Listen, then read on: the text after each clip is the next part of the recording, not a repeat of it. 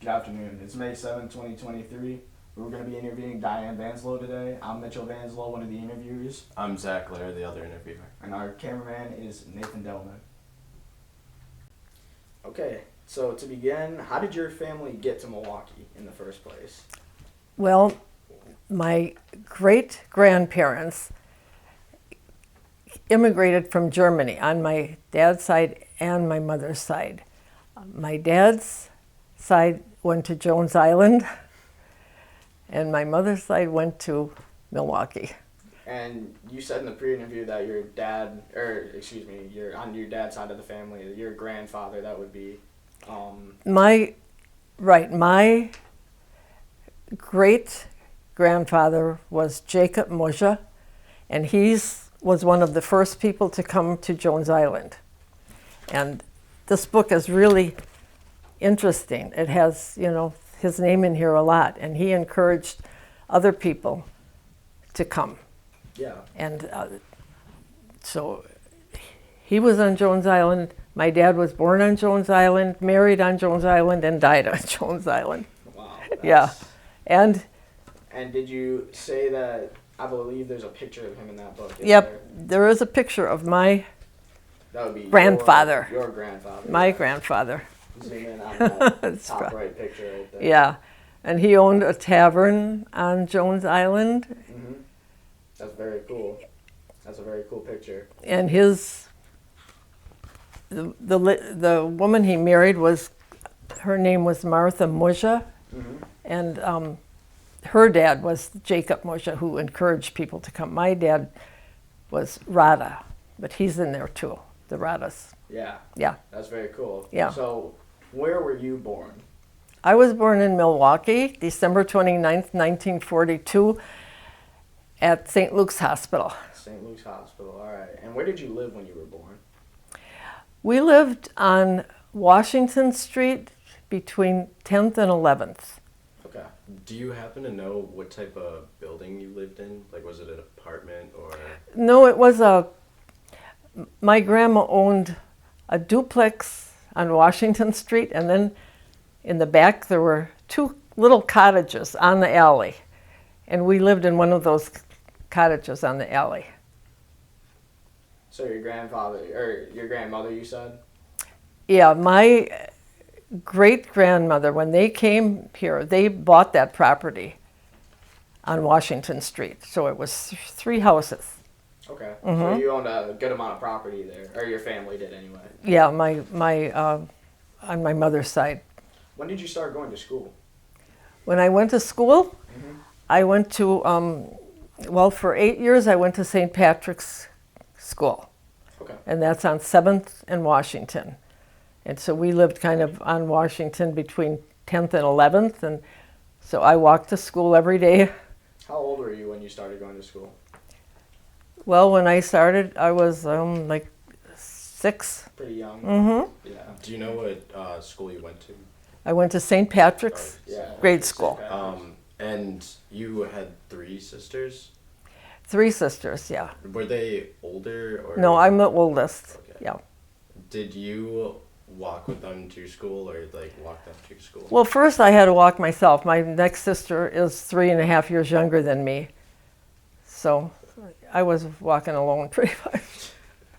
For a good amount. And we walked to St. Patrick's, which was, so we were on 10th and Washington, between 10th and 11th. St. Patrick's was on 7th and Washington. So we just walked there. I had to walk home for lunch, walk back, and walk home again. Yeah.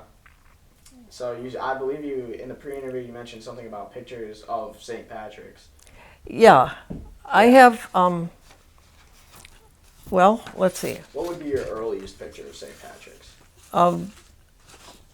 Well, this was when I was 7. I made my first communion. That would probably be a That's, pretty early picture. yeah, that's the big communion class. Do you remember what year that was taken? Yeah, because I have my first communion prayer book. And there's an inscription in here. In memory of Diane Rada at her first Holy Communion, May 21st, 1950, age 7, St. Patrick's Church. Wow.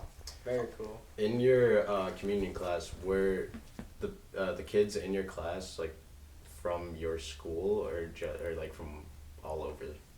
At St. Patrick's? Yeah, St. Patrick's. They were just from the neighborhood because we all walked. You know, there were churches on every other block then. You know, churches and taverns. That's all. That's how it was on this other church and a tavern every other block. But the kids all walked. I think there were a couple that lived a little bit far, and they were allowed to bring their lunch to school. But, you know. It's interesting. Yeah. So you said everyone walked everywhere. Yeah, we walked everywhere. That was pretty commonplace back then, I Yeah. assume.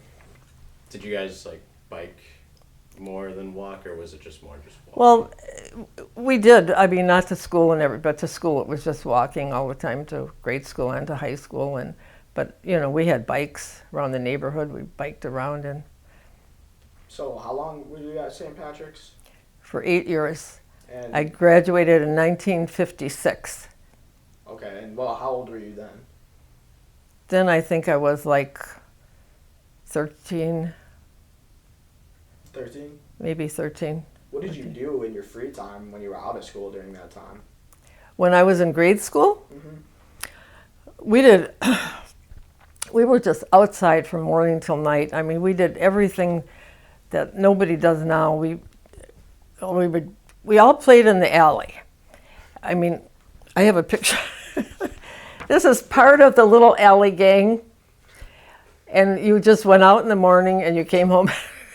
Are you in that picture? Yeah, this is me with the bandage on my leg. Does that bandage have a story? How did you get that bandage on your leg? Oh, I was naughty. I was jumping rope in the kitchen, and my mother kept telling me to stop it, and I wouldn't. And she was boiling water for potatoes, and I hooked the pot, poured the boiling water on my leg. So, Wow. but I survived that. Did you have like a specific spot where you met up with friends outside? When all through grade school, Yeah. in the alley. I mean, that's how it went. I don't know. The neighborhoods kind of congregated in the alley. The kids were always out there, and we did so much. We roller skate, jump rope, hopscotch, played marbles. I mean, you don't even think of kids doing that now. Yeah. But we all had our bag of marbles, and you know, you dig a hole and try to win the boulders off the other kids. You know, the bigger marbles were the boulders. Wow. And you would do that for like a long time? Yeah, we would just do all that stuff.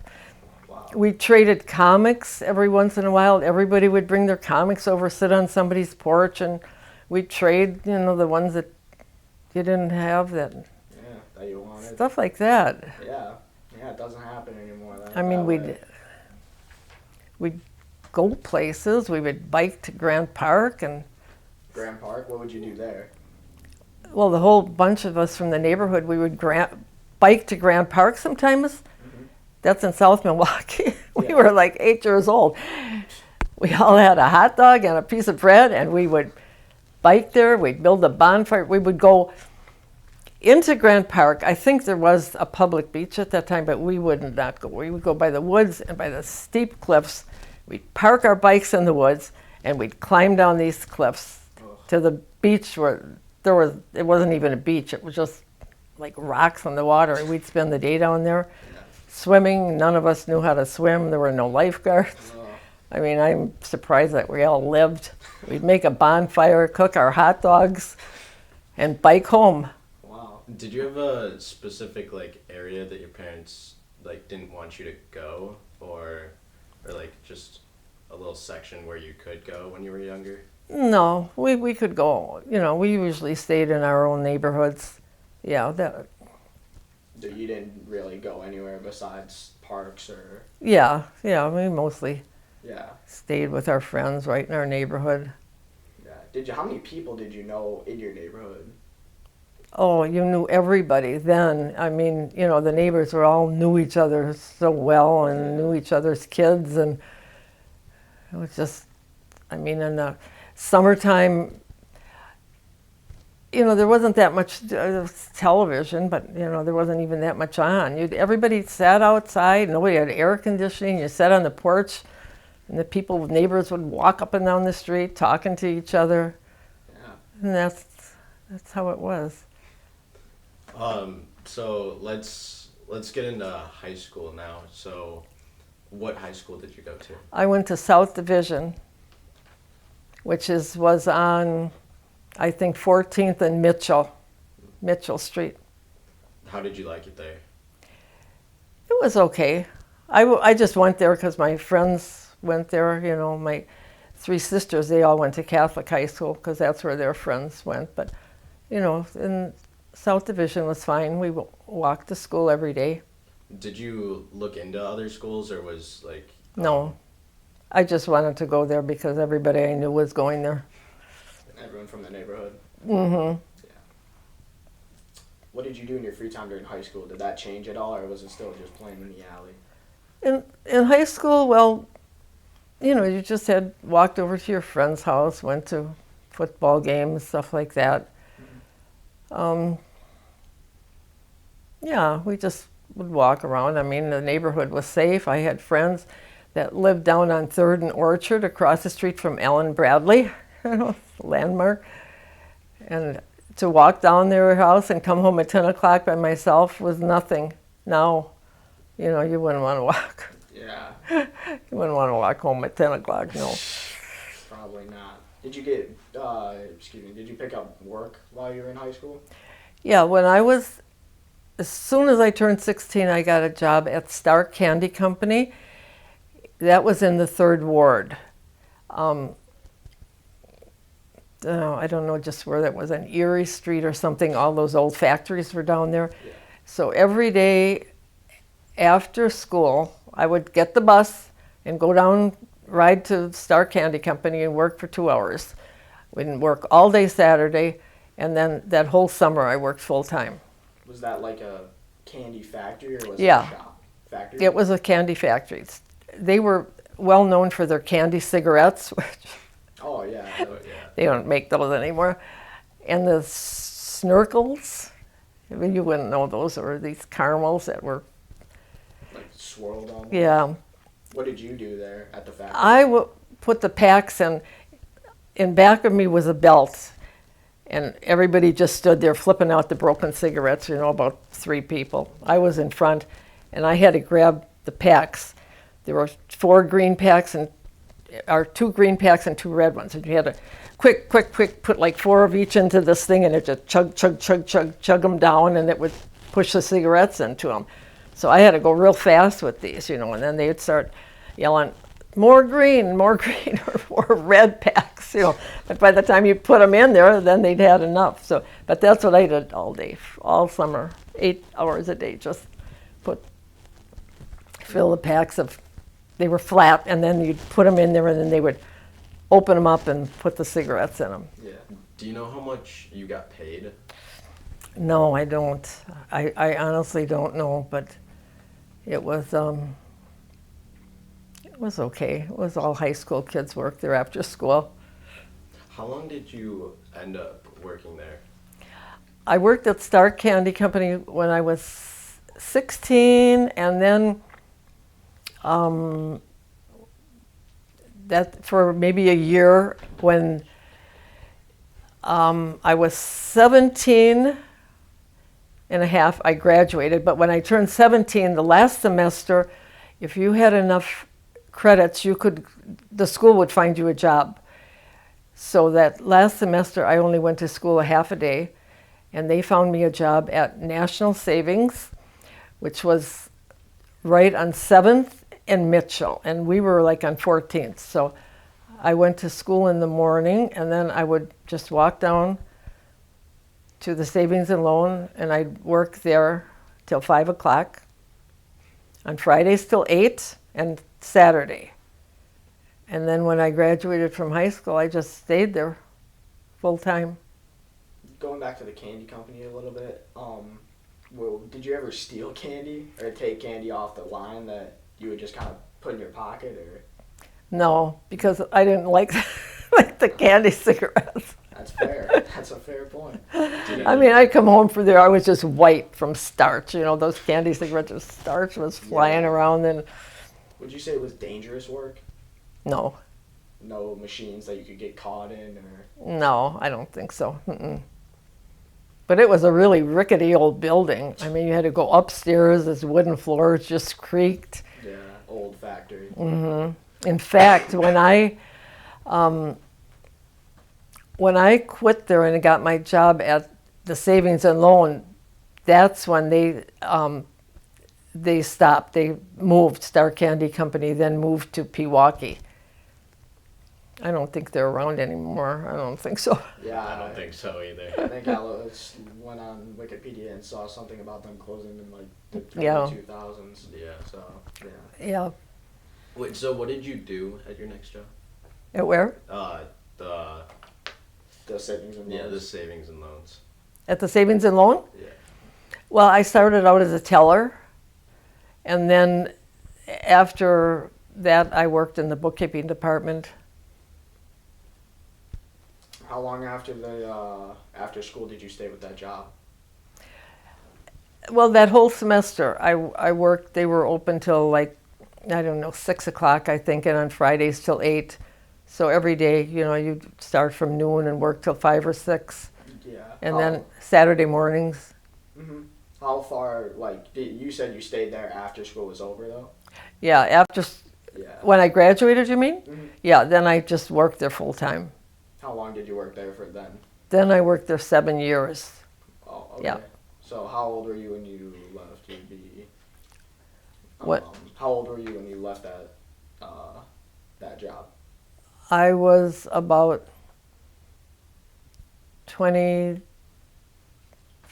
or 25. So in your 20s. Uh-huh. What did you do then? Were you just unemployed? Well, I worked till I had 2 babies. I had first one, and then my mother watched them. I continued working, and then when I had the second one, that was too much. So then I quit. So then you would just stay at home? Yeah, because I was married by then, so I just stayed home. Yeah. Mm-hmm. And who were you married to? Who I married? Daryl Vanselow. Daryl. Yeah, we got married.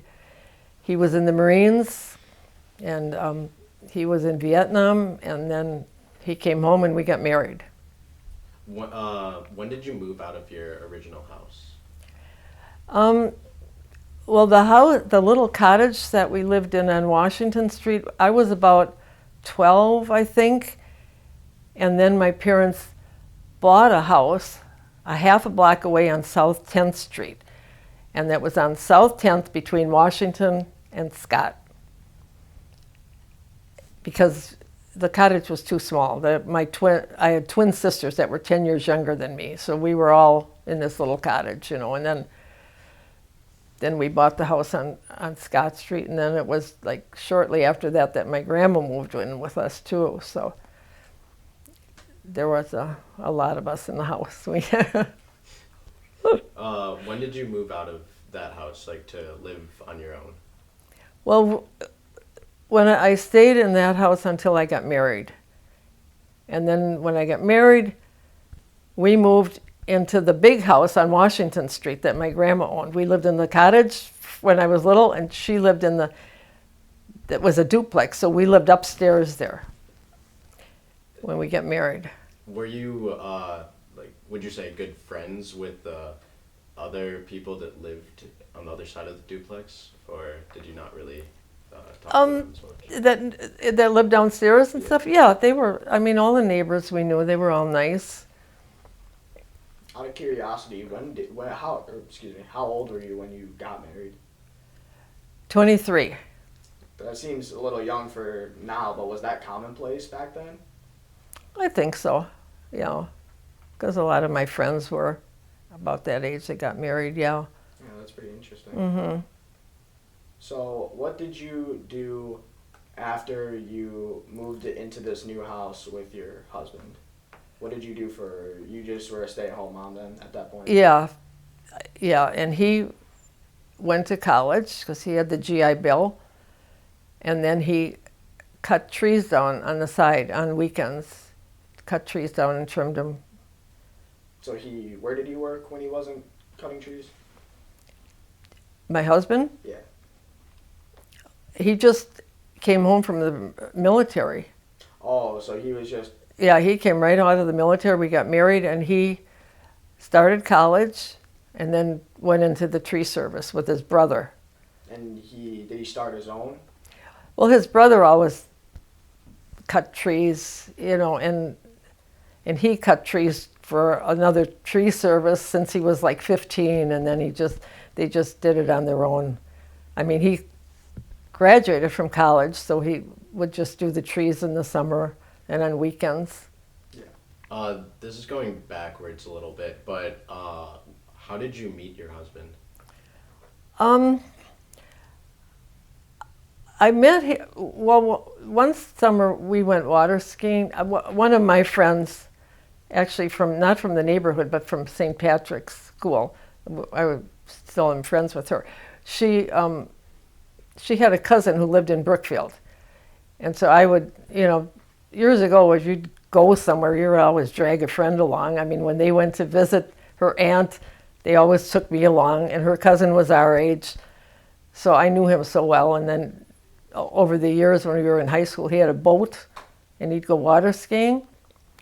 And one time we were water skiing, and then my husband was his neighbor. So I kind of met him there that way. But then I really didn't see him. He went back to school, but then her cousin had a Christmas party, and then he was there, and then I saw him again. And you said you got married at 23. Yeah. What year would that have been, just to kind of get a little reference? When I got married, 1966. Okay. Did you have any encounters, this is a little off topic, but do you have any encounters with some famous people from Milwaukee? I believe you said you had a few. Yeah, well, the one I could is in 62, JFK came to Milwaukee. He was president. And he was only, we were on like 11th Street. This was on South 16th Street. You can actually see the street sign with a magnifying glass. You could read it. He came down South 16th. It was nothing, just for a fundraiser. And I took a picture of him. I was right so close to him, but he turned his head the other way. You actually took that picture? Yeah, I took that picture. It was a slide. I had it made bigger so you could see it, but years ago we always did the slides, so that's him. That's very cool. The year before he died. Yeah, I was just about to say, that was 1962, so 1 year before. Yeah. Another person that was well known, I could tell you about her, was Gretchen Colnik. She was like a celebrity in Milwaukee. She had a TV show. She was just this woman she did crafts. On her show, she'd have all this little bits and pieces of stuff, and she'd put it together and make something that you could use. And she was a real character. She always wore hats, and she would design her own hats. And then one time, we went to her. Somebody knew her, and when I was working at National Savings and Loan, and so she invited us over, and we made a craft. And I remember she served us tea. She was so interesting to talk to, but anybody who's old would know Gretchen Colnik. She was like famous in Milwaukee. Really? And her dad was like really famous, Cyril Colnik. He was he did wrought iron works for all these big mansions, the gates and the fences and some of them he could just turn them around and turn them into flowers and all these designs. He was really well known. He was just famous for his metal work, his wrought iron work. Yeah.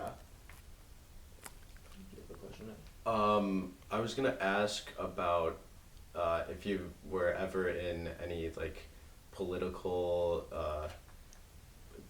parades or like civil rights, like. No, see, because that was like the late 60s, and that was just, I was young and I had 2 babies, and we knew about like the civil rights marches and everything, and there were fires, sometimes they were burning things down.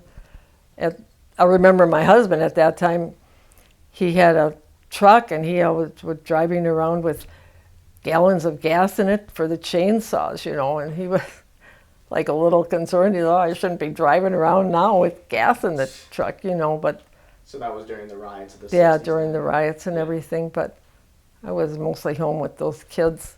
Yeah. Did any of that disturb your like just normal day-to-day type stuff, or like did it not really bother you? Well, like the riots and stuff? Yeah, it did. I mean, and everybody talked about it all the time, and Father Gruppy and, the marches, and, it just civil rights movement. It had to come. Things had to change, Yeah, definitely. Did you notice a definite change when that happened? I don't know. I think it took a long time, and it still isn't really changed like it should. Yeah. So when did you move away from that house that you were in your, 20s when you were with your husband? Well, we stayed there until I was in my 30s, and then he took a job in Tomah. He had taken all these civil, the state, the federal, the civil service tests. He was offered a job in Tomah, and he thought, oh, let's take it. I'll get some experience. We can move back. So we went to Tomah, and we ended up staying there for 12 years. So. And that was a sort of a small town outside. Yeah, real small. When we moved there, it was like 6,000 people. There wasn't much of anything there. Wow. Yeah. Why did you guys decide to move back after 12 years? Because he worked for the VA, and he was in building management. There's a big VA hospital there. They don't like to keep you in one position, and you don't get a raise or anything if you stay. They like to keep people moving, moving around. And so all the jobs were in other states. And then, we had a lot of kids. When we were in Tomah, we had 7 kids then. So we didn't want to move. So he just thought, I'm going to go back and start my own business. I'm going to do the trees. And so he just quit. And that tree service is still... And he's still doing that. Really? Yeah, he left, he moved to Milwaukee, moved in with my mother. I stayed in Tomah for a year with the 7 kids. And then after a year, he had enough business, we sold our house and we came here. What house did you move into when you came back?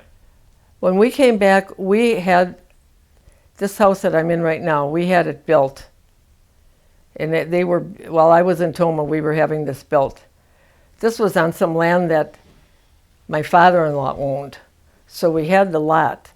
So then we just had the house built, and when the house was ready, then at the end of the year, I moved back here with the kids.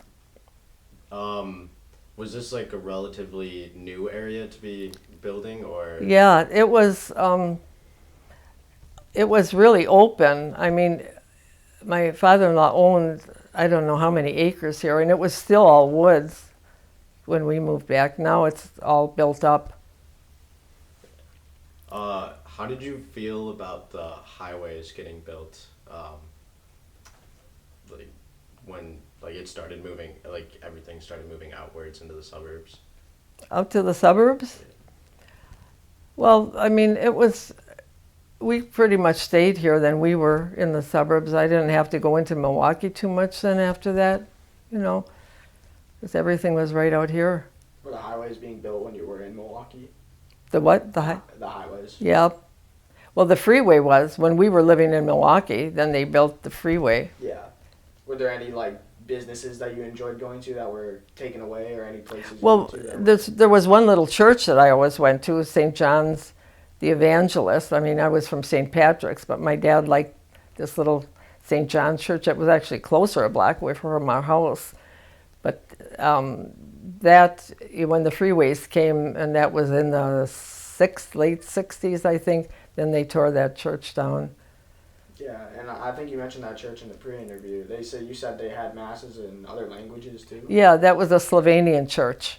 And they did have one English mass, but most of them were in Slovenian. And I mean, we didn't speak it, but we liked to go to that church on Sunday. So you still attended the Slovenian Yeah, masses? yeah. My dad and I would go. So it was just like regular Orthodox Catholic church? Yeah, right. Yep, it was. Did you ever go into any like baseball games, or not really? Not really. You know, I don't know, when we still lived in Milwaukee, you know, before we moved to Tomah, the kids were so little. I don't know. I think my husband took the boys to a game, but a couple times, but otherwise I didn't. Yeah. Did you ever hear about County Field or County Stadium. County Stadium? Oh yeah. Yeah. But you never went yourself To a ball game? to County Stadium for any? No. No. How did you feel? Well, did you really even care if they when the Milwaukee Braves moved out of Milwaukee? Like I know a lot of people cared about that, but Yeah, I don't know. It really didn't. didn't faze you. Yeah, no, baseball, no. Didn't pay attention to any sports at all or anything like that? Did you watch any TV shows? Yeah, I can't even remember what we watched then when we were in Milwaukee, but Were they like sort of like actually acted out, or were they like late night shows or? oh yeah, just like Johnny Carson and that. I think he was on forever, you know. When you moved back to Milwaukee, did your kids do the same type of stuff that you did, like hang out in the alleyway with a bunch of friends, or not? Were there like huge differences between you two? When You guys? when are you talking about now? Like when you guys moved back with all your kids to like the Then we Brookfield stayed area? in Brookfield, yeah. Did your kids like ever were they always out and about, or were they? It was different than when we moved here. I mean, there were a lot of people didn't have kids. I mean, like the old neighborhood, there were just so many kids. Here, you know, the kids were probably in daycare or something because most of the women worked then, and it was different. The kids didn't all go out and play a lot, you know. Mostly did school things then. Yeah. What do you think was the biggest change overall to the just like social aspect of the area when you came back, or at least came close? Yeah, well, from when I was young, yeah, it's totally different. I mean, you know, just the games of kids playing now, it was more organized. When we moved here, the kids would do stuff with school, and you know, it wasn't like you were just on your own. The kids weren't on their own, right? There weren't that many kids in the neighborhood anymore, you know. Yeah, so did you ever meet back up? I think you have an art, I don't know if an artifact is the right word, but did you ever get back together with the kids from your school after you moved out of Milwaukee? Yeah. In fact, from St. Patrick's, my graduating class in '56, we had a 25-year reunion just from that class. And then they gave us all one of these plates. I mean, they had these plates made from the 100-year celebration, 1876 to 1976, St. Patrick's Church, 100 years. And it says on the back of this plate that it's a historic landmark now. But now, see, the neighborhood has so changed. It's like a Spanish neighborhood now. In fact, St. Patrick's is now Our Lady of Guadalupe / St. Patrick's. So I looked, I think they have one mass in English, but it's all Spanish now. Have you been back to St. Patrick's? Well, for the 25th anniversary, after I graduated, we had a reunion right in the school. And that was really neat. After 25 years, I mean, and 2 of the nuns even came. I mean, you think of, when you were into the school, you were, like almost afraid of the nuns, Yeah. but they were so nice and they were so interested in what we were doing and everything. So when was the last time you went to that school? The most recent time? Just that I went into this? Yeah. That was the last time. We've had other reunions since then, but they were always at somebody's house. Okay. But I still would like to go there sometime and go to Mass at it's Our Lady of Guadalupe, but I would like to go there. Yeah. Yeah. When you went back to St. Patrick's for the 25th anniversary, did you notice like a big change or like any major changes like in the area around it from when you last went there? After 25 years, it didn't seem that bad. I mean, I've been into the neighborhood since then. I don't know how many years ago that we drove through there. I mean, people try to keep it up. Actually, some of the houses that I lived in look better to me now than they did when we lived there. I mean, people are trying to keep it up, but it's not, the neighborhood isn't that safe anymore. In fact, just 2 days ago, there were 2 shootings on Scott Street. That was the other side of the block, Washington Street and then Scott. They had 2 shootings on Scott Street. Wow. One on 15th and Scott. That was just a couple blocks away from where we lived. And you said it was very safe there, but when you lived there? We just walked day and night. I mean, when it was so safe. I mean, when we were young, we used to sleep outside, somebody would let us, one of the kids, that we could sleep in my yard, we'd grab a blanket, we'd sleep outside. We were running around all night, raiding apple trees and stuff like that. But I mean, you just tell your mom, I'm going to sleep in Betty's yard tonight. Well, okay. They just didn't care? No, they didn't care. We didn't have tents or anything. We just put a blanket on the ground and slept there. But we didn't really sleep. We were running around all night. Wow. Were there any historic landmarks you do remember going to? No, the historic landmarks. Probably, I don't know, the churches. We would, when I was young, my dad liked to go to see the nativity sets at churches, and we would go to St. John's, the Evangelist, which was a block away. We'd go to St. Patrick's on Saturday afternoon, just me and my dad. Let's go walk to the churches. And there was another church, St. Stanislaus, that was a couple of blocks the other way. I mean, all in a small area, 3 Catholic churches. And we would just walk around and look at the nativity sets. My dad was kind of religious. He liked to do that stuff. You said you went to the lake too, right? But what? You said you went to the lake as well? To the lake? Mm-hmm. Yeah, that's what we did growing up. We didn't really travel anywhere. Like I was telling my sister I was going to do this, and she said, well, you're going to talk about our boring life, But we did everything in the neighborhood. But the one thing we did, every summer my parents rented a cottage at one of the lakes. I can think of Lake Danoon we went to a couple of times. And we could always bring a friend along, and we just go there every summer now, I mean, these are like old rundown cottages. Now all these lakes have great big houses. Yeah, the big lake house. Yeah, big expensive houses. Now they don't, before it was just like, yeah, you could go there, rent a cottage, and you had a boat with it, and you could row the boat around, and we'd all go, bring our friends, bring our dog, and that was a really good vacation for us. What would you do? Just go row around? Yeah, with the we'd boat fish and swim and row with the boat.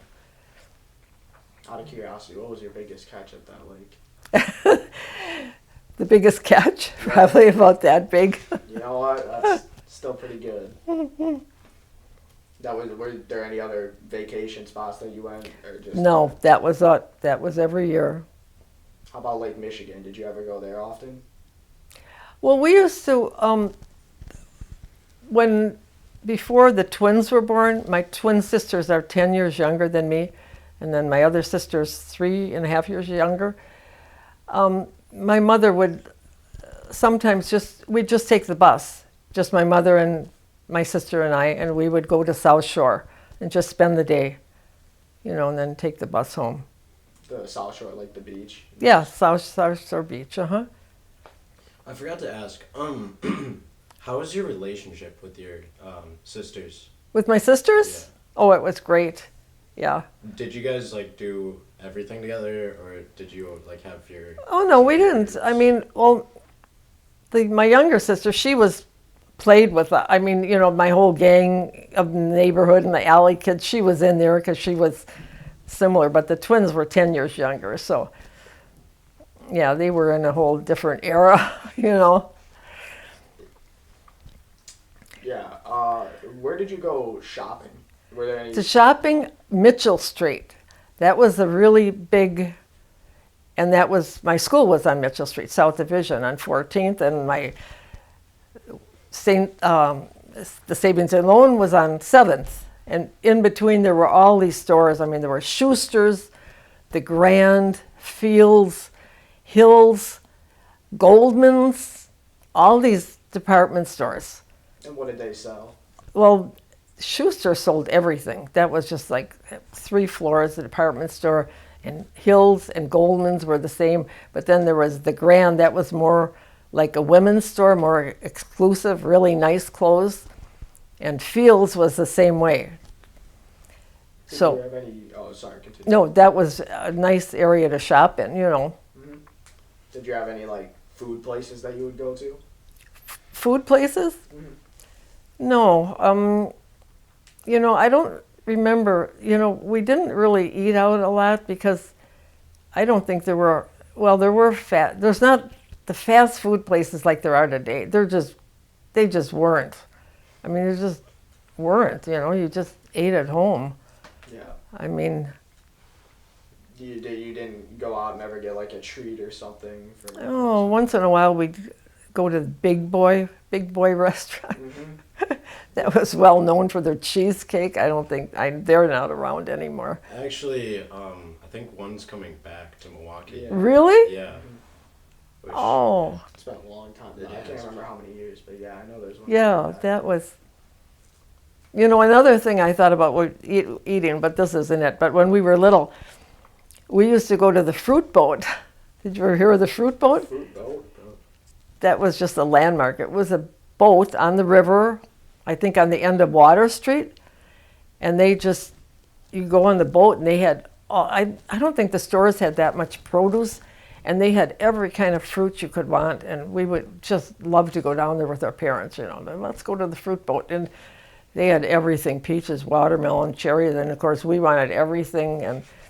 But nobody had a lot of money. Then we were lucky if we came out of there with a bag of peaches or something. But it was just so much fun to go down there. Yeah. And then when we were down there, we would tell our dad, we were pestering him, Daddy, take us to see the mansions, We'd go down Lake Drive, and then you'd look up on the hill. Of course, the Lake Michigan's on one side, and this big hill, all these mansions were up there, like Eline, I think, Yeah. Blatz or Pabst, whoever. Mm-hmm. And it was like a fairy tale. I mean, you could look up there and these huge mansions, were up there. And we just like to do that. Yeah, I think the Eline Mansion's up for sale right now. Drive down there and you could just see them lit up and Yeah. that was really neat. Did you do that often, or was that? We do that pretty much in the summer. We always pestered my dad to take us down there. We love to look at the mansions, fairy tales. Did the fruit boat move around? Or did No, just stay it just stayed in one place. I mean, it was on the river there. You could see tugboats and everything, right? I think it was the end of Water Street. And yeah, that was like a landmark, but that was fun to go down there. Were there any other little unique stores that you went to like that? Oh, I can't think of just that. Did you ever go to like the museums or? The museum? Yeah. Yeah, we would go to the museum, my parents would take us there, and I can't think of what else we did. We didn't do a lot. I mean, Just stay in the alley playing games? play in the alley, yeah, with our friends, and did our week's vacation at one of the lakes. Do you have any specific stories from in the alley of something happening or something unique going on? Nothing happened. I got hurt in school once with my chin. Yeah, could you explain that? This was going back now to talk about the nuns at St. Patrick's, how strict they were. I mean, and we had a lot of nuns there. And there were 3 priests, imagine that, in the parish there. 3, they lived right in the priest. And now, there aren't a lot of priests, but anyway. We were, when I was in like first grade, you'd put, your desk had a seat that went up, and of course these kids would trick, and if you got up to go to the blackboard or use the blackboard or do something, come down, you weren't looking, you'd sit down, and that's what happened to me. Somebody put my seat up. I banged my chin on the desk, and I remember I had a light green sweater on. This had to be first grade, blood all over it. The nun just took me in the bathroom, washed it off, put a bandage on, and sat me down at the desk. You just kept going on with your day? Just kept going on. And when I came home that night, my dad was really mad. He said, "Oh, she should have had a stitch. You should have stitches in there." But that ended it. I mean, the parents would never go to the school. I mean, no matter what happened to the kids could get whacked by the nuns or whatever, but you just didn't, I mean, he just said I should have had a stitch. He was not happy, but I mean, that's how it was. What happened in school, that was their business. And the parents, I don't know of any parent who ever came to school to confront the nuns or anything. They just didn't. Wow. So it was just... that was their business, and the parents just kind of accepted what happened, but I mean... Did any kids, leave, do you know, because of how they were treated there? Because of the nuns? Yeah. I don't think so. I mean, some of the boys would... I mean, she always had this pointer. She would kind of whack the boys with. The girls didn't have to worry too much. We weren't so naughty. Did the girls get whacked too, though, sometimes? No. Never? So I don't think so. We were good. The girls were good. The boys were naughty. What else did you do in school? You said you went up to the chalkboard a lot? There were chalkboards? Yeah, we had to write on the board. She'd make us go up and write things on the board. And how were the classrooms like? How did the classrooms look? Well, they were just, you were each in your own classroom all day, and then you just did all your work there. I mean, we had penmanship. You had to write pages of L's, A's. I remember one time the nun said, my W's were terrible, and I felt so bad about that. But that was important then. Penmanship was really important. Now my kids say, "Oh, Mom, you have such nice penmanship," Yeah. because they don't practice it anymore. And I was in the Girl Scouts when I went to St. Patrick's too. What did you do in the Girl Scouts? Well, we'd put on some little plays, and we went to Holy Hill one time. I remember the Girl Scout leader worked at Allen Bradley, and so one time, and it's probably gone, but we were, our troop was on the cover of the Allen Bradley magazine. Our Girl Scout troop was on there. Yeah, I remember that. Do you remember your troop number? No. I was going to say, I'd Yeah, look it up and see if I could. but I had my uniform on, and we were right on the cover. Yeah. Do you remember, what type of car you had? Our cars? Yeah. Well, I never had, my dad worked for the gas company, so he had a company car, It was like a white station wagon. It had a blue light on top because if there was like a gas. He was a supervisor. He'd have to turn that blue light on and go out, you know. And I know they said we weren't supposed to drive in that car, so we didn't really use it much at all. I mean, my mother walked to the grocery store, or if we wanted to go to see a movie, we walked. I mean, once in a while we took that car, but we weren't supposed to. So I didn't have a car until when I was 21, my dad died, and then my mother had to learn how to drive. So she took driving lessons, and then we bought a car together. We each paid for half, and it was a Chevy. I know that, I remember that. And so that would have been in like, it was a brand new one, and that would have been in like 60, let's say I graduated 64 or something like that, or 63 or 64. So that we had a brand new car, and we shared it. Was it like a bigger car, or was it kind of just? It was a bigger. It was I can't remember what. I know they had the Bel Air. I think they had 3 models. I don't remember which one that was, but it was a bigger car. Was it an Impala by any chance? No, it wasn't the Impala. Maybe it was the Bel Air, because the Impala would have been the biggest one, I think, right? Mm-hmm. I think it was the Bel Air. Okay. Do you remember what color it was? Yeah, it was tan, and we picked out red interior.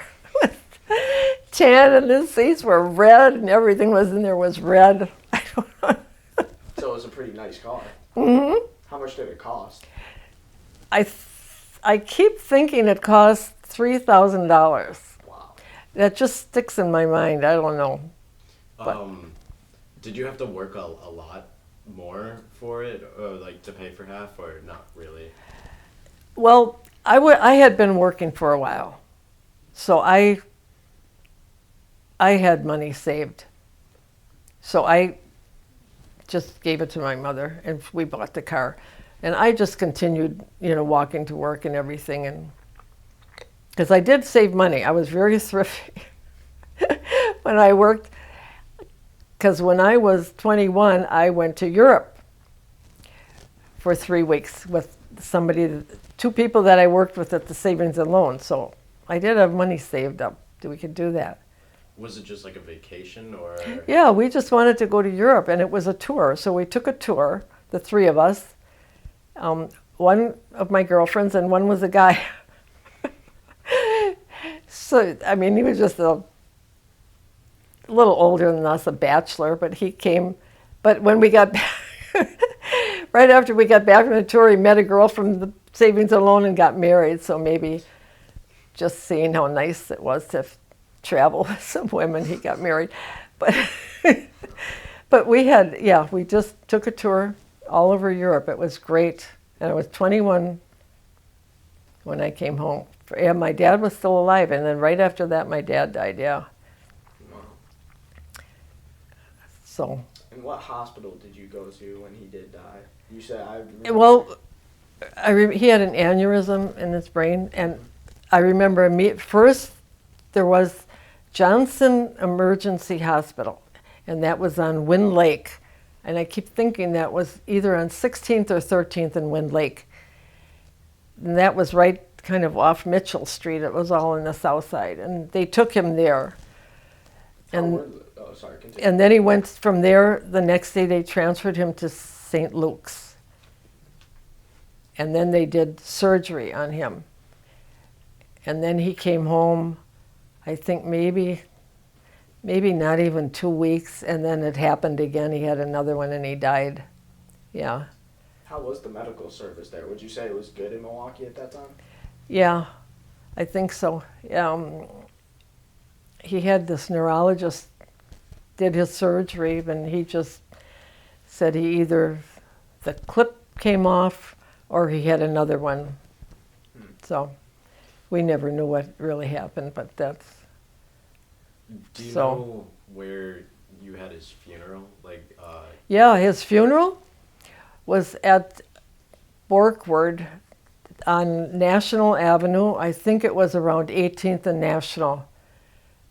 Borkward Brothers.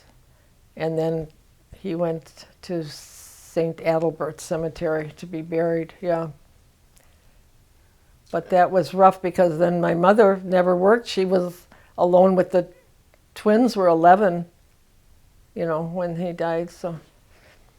Was that like really hard on them? Like, do you know if it was harder on one of your sisters or your mother? Like, they seemed to be all right. I know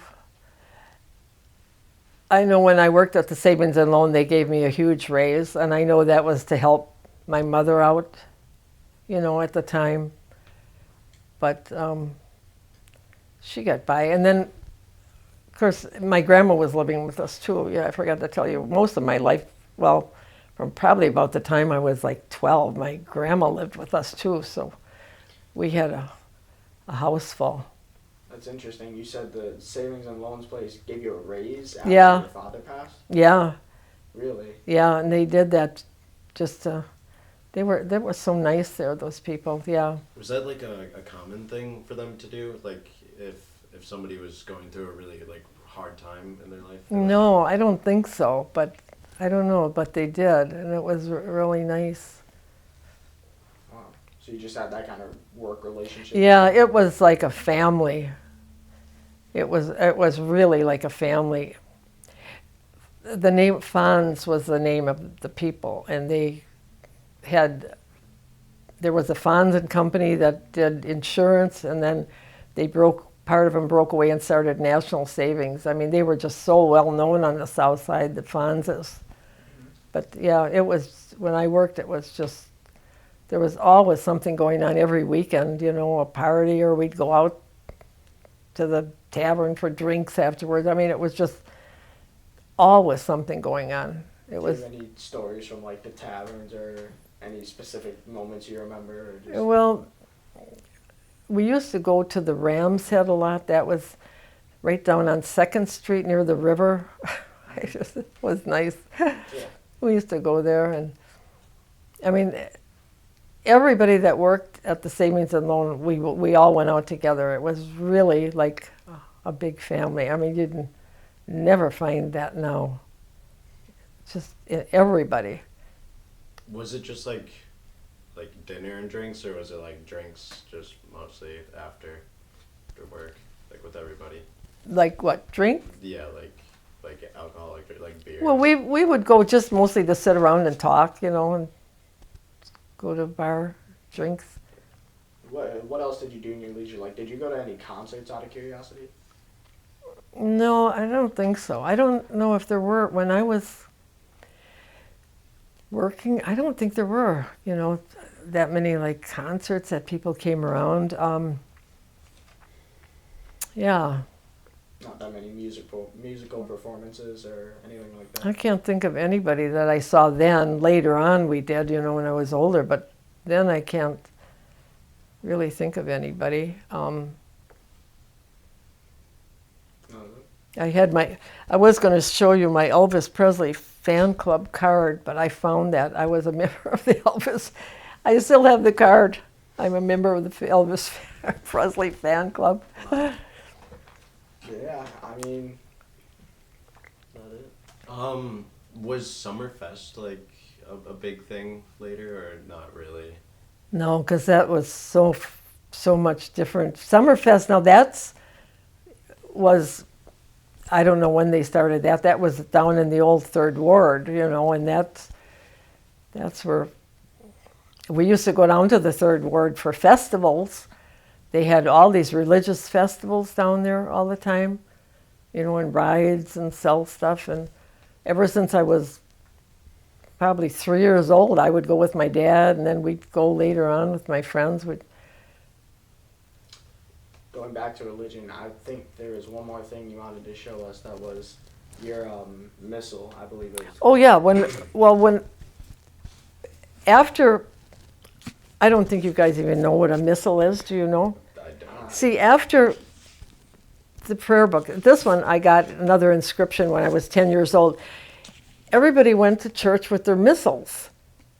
Your missals and your rosary. I mean, this had, like, you could kind of follow the Mass in it, and it had all the saints' days for different days.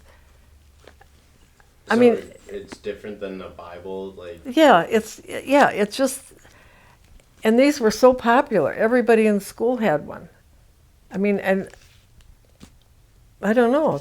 Then they changed when the mass. I don't know what year the masses started changing, but when I went, it was just quiet. The priest said his back to you, and and what he did say was in Latin. So people just read their missals or did the rosary.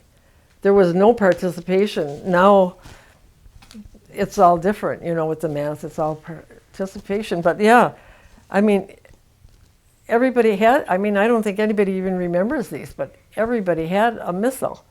Do you know where you got your missal from? Yeah, I got it it's in the inscription somewhere in here. In 1953, I was 10, right before, okay. Merry Christmas, 1953, from my parents. So I was like 10. So you said people had missals and rosaries? Yeah. Did you have a rosary? Oh, yeah. Do you know what your rosary was made out of? By any chance? My rosary? Oh, I had the most beautiful rosary. Down in the third ward, I would go with my dad. See, my mother was Lutheran, and my dad was really kind of religious. We'd go to after we run around and look at the nativity sets, we'd go down to every festival in the third ward, and they always sold religious articles, on the street, and they had this, he said I could buy some. I wanted this rosary, and he kept telling me to pick a different one. It must have been so expensive. It was just a big rosary. Each bead was like wrapped in like metal lace. It was so pretty. So he bought it for me.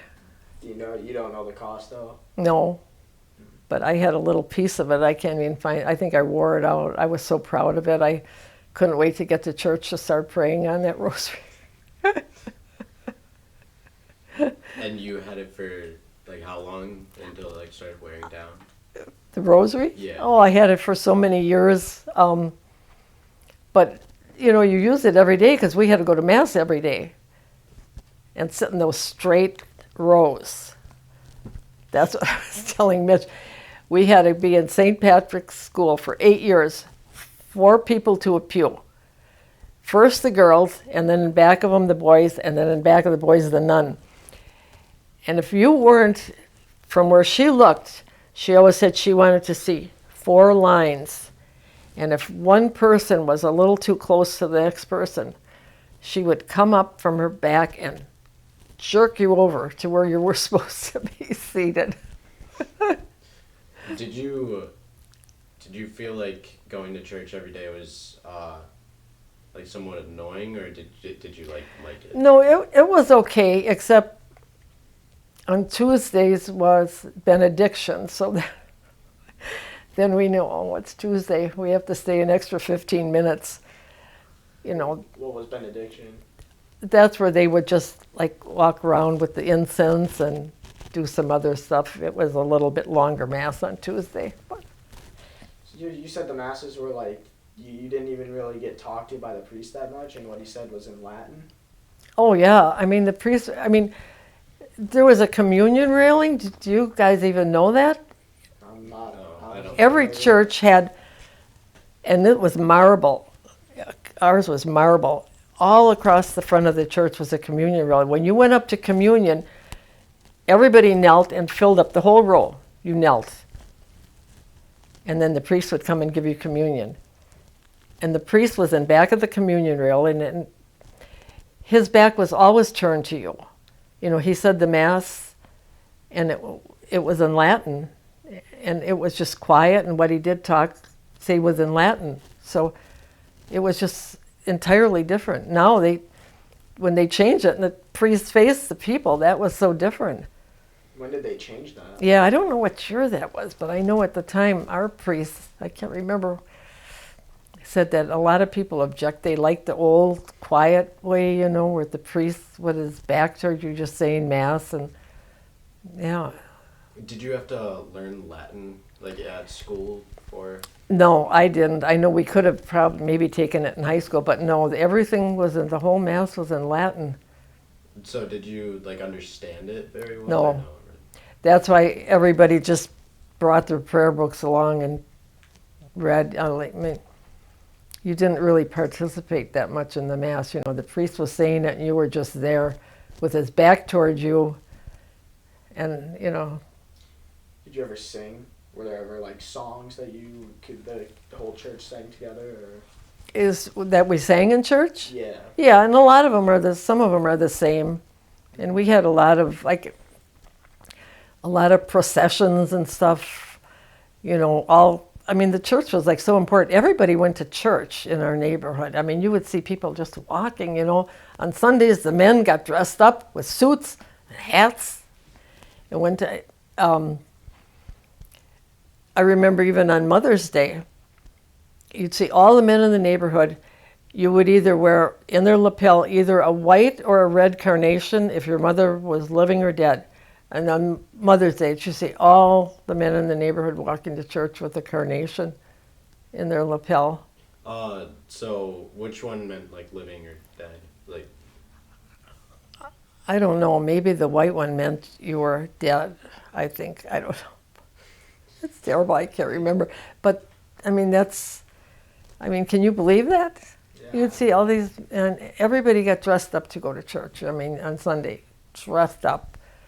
Yeah, that's another thing I wanted to touch on a little bit. How was the clothing style back then? Well, when I went to school, we didn't have to wear uniforms. We didn't have uniforms, but we could just wear whatever we wanted. But the men always wore, I remember on Sunday, especially my dad, they always wore suits to go to church. I mean, you know. So Sundays, pretty much everyone in the... Suits. And the women had to wear scarves. I don't know when that ended, but you had to have a scarf on your head to go to church. Even on like hot summer days? Yeah, uh-huh. do you remember what you like normally wore, like casually, when you went just out with friends, or? When I went out with friends, I don't know. We dressed up more than, you know. Like dresses and stuff? Yeah, when for the 7 years I worked, I mean, no, you just never wore slacks ever to work. You had to dress and heels every day. Was there like a certain type of dress that you like, or like, were you not allowed to wear like a skirt, like to like some sort of length, or? For school? For like work or school? No, we dressed pretty nice for work, you know, and really dressed up. That's just the way it was then. You dressed up. No casual stuff, not then. Really, never. And then when you went out at night, if you went out on a date, everybody really dressed up too. And so you could tell like who was on a date like every single time. Yeah. So it was nice. Yeah. I was gonna ask about music. Do you know what type of music you listen to? Like. Well, we always had the radio on, and we had a stereo in the house when I worked. I don't know, who was popular then? I can't remember back so far. Do you remember the channels that you listened to, or like what they were called, or anything? On what? Like, did the channels have like specific names on the radio? No, I can't remember, but we had our stations that we liked. I mean, you know, I don't know when, well, Elvis, you know, we loved Elvis. And then Buddy Holly, I don't know when he was around. I liked Buddy Holly. What kind of music did he make? I'm not familiar with him. You don't know Buddy Holly? No. Well, the strange thing about Buddy Holly is he was killed in Wisconsin. Really? Buddy Holly, Richie Valens, and the Big Bopper. I mean, you can look these up and play their music.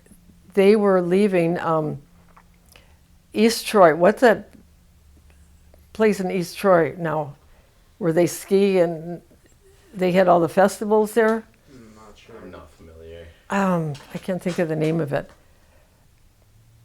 But they will put on an outdoor show there in East Troy, and I think it was foggy, and the helicopter crashed into a hill. So yeah, they were all killed then in Wisconsin. Was there just like specific style that of music that some people, or like a lot of people didn't like country music, or? No, we liked everything. Country music too. I liked, like in high school, or more toward the end of high school. One of my friends, her brother rode in rodeos and stuff, so they were so into the country music. So we liked country music too. Did your parents ever not like you not want you listening to like rock or any type of music? No. I think they liked it too. Was there a general consensus of who was the best in the city? The music in the music field? I don't know. We just played everything. I mean, we always had the radio on, the stereo at home, in the car radio. Yeah, we always had music going. Yeah. All right. Thank you. That's good. Is there anything else you would like to talk about before we're done?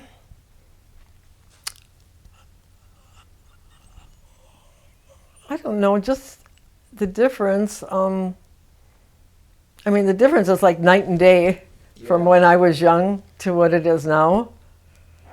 You know, now it's all electronics and stuff that the kids are into. Before it was like I said, marbles and comic books for so long, and bike riding. Was there anything else over there that we didn't show? I'm not sure if you showed the War Ration Book from the... Did you see the War Ration Book? Did I show that? I don't think so. You got that? I'm 5 weeks old on here. Could you explain to us like why you... It said, I know you, during the war, there were certain things that there were shortages of. So they didn't let anybody come and buy it. You had to give them a ticket, rip one out of here, and then they would let you buy whatever it was. Did you have to pay for that book, or like? I don't think you had to pay for it. I think you just got this. But you had to give one and then pay for what you wanted. But it was probably so you couldn't get too much of one thing because there was shortages of everything. Were those like little tickets inside that book? Yeah, and these tickets, you just rip them out, right? Oh, yeah. Mm-hmm. Was it better for like a family to have more of those, like so each person could get something, or did it not really matter that much?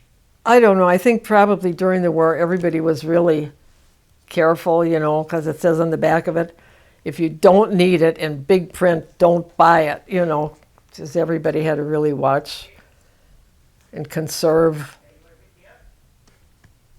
Yeah. I was gonna ask, do you remember anything about a duck named Gertie? You know, I heard of that. I heard that, but I can't. And there's a statue of it or something, right? Yeah, there's like a statue on a bridge, and then there's a couple of her little chicks like around. Yeah, I don't know the story, but I know I've heard of that. I mean, I know we would go downtown once in a while to shop, and you'd see the bridges go up, you know, and the boats go through. I think that's it. Yeah. I think that's all we have. Thank you very much. Yeah, thank you. For doing Oh, this so well, you're much. welcome. Absolutely, pretty much perfect. Yeah, this was a pleasure. Yeah. Okay, you're very welcome. Thank you.